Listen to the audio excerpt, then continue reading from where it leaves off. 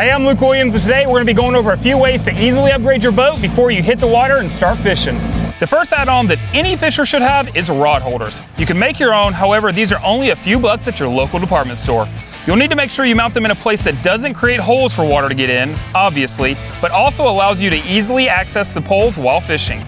Another thing to think about is making sure you can get in and out of your boat without the rods and reels getting in the way. The second add-on that is also very affordable is an anchor control.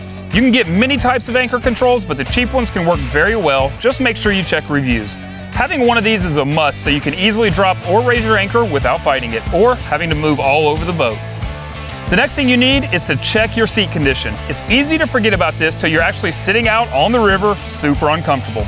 Depending on your current chair, you may want to go ahead and upgrade, maybe even to a new style of chair, especially if you plan on avoiding your spouse, fishing all day. And last is Transom Tiedowns. You could just use a long ratchet strap to hold your boat down. However, it can be a lot easier to get the transom strap strapped on rather than running your strap all the way around or under your motor.